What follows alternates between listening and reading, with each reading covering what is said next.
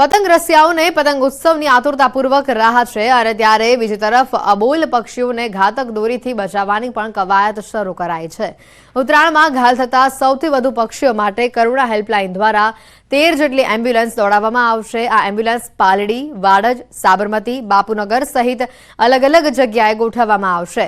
કરુણા helpline 1962 ઉપર phone કરી જે પણ વ્યક્તિ જાણ કરશે તરત જ દોરીથી ઘાયલ થતા પક્ષીઓને સારવાર માટે ત્યાં એમ્બ્યુલન્સ પહોંચી જશે। સામાન્ય દિવસોમાં રાજ્યમાં 37 એમ્બ્યુલન્સ જ હોય છે, પરંતુ ઉત્તરાયણને લઈને વધારાની 50 એમ્બ્યુલન્સ મળીને કુલ 87 જેટલી એમ્બ્યુલન્સ તૈનાત રહેશે।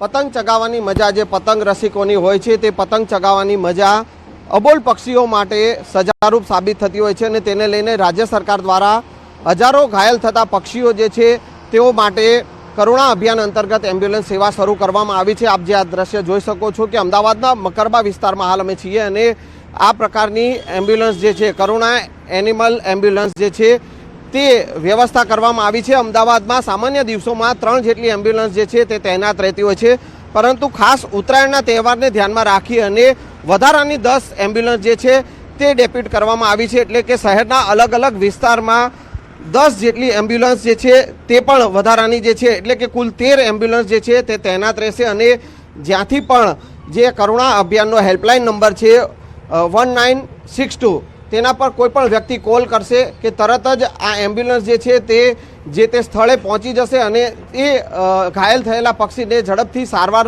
મળી શકે તે પ્રકારની વ્યવસ્થા કરવામાં આવી છે।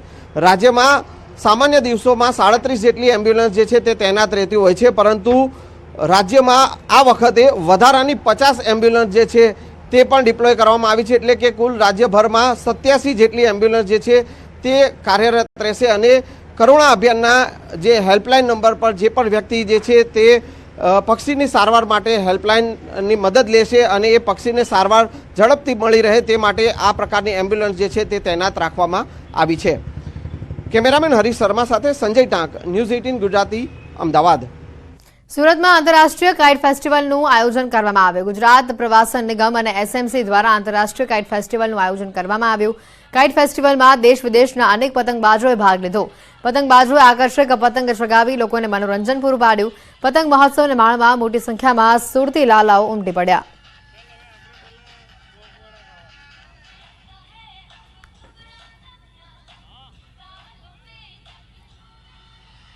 કેન્દ્રીય ગૃહમંત્રી અમિત શાહ અમદાવાદમાં ઉત્તરાયણ પર્વની ઉજવણી કરશે।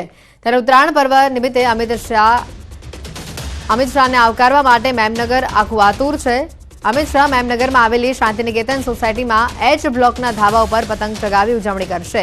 તેમની સાથે મુખ્યમંત્રી ભૂપેન્દ્ર પટેલ અને હોદ્દેદારો પણ હાજર રહેશે। ધારાસભ્યો અને હોદ્દેદારો સાથે સોસાયટીના સભ્યો પણ હાજર રહેશે। અમિત શાહ મકર સંક્રાંતિ પર સવારે 11 વાગ્યાની આસપાસ શાંતિનિકેતન ખાતે પહોંચશે, ત્યારે સોસાયટીમાં તેમના ભવ્ય સ્વાગત માટે તૈયારીઓ શરૂ કરી દેવાઈ છે। રંગોળી, ઢોલ, નગારા સહિત રંગારંગ કાર્યક્રમો સાથે કેન્દ્રીય ગૃહમંત્રીનું સ્વાગત કરવામાં આવશે।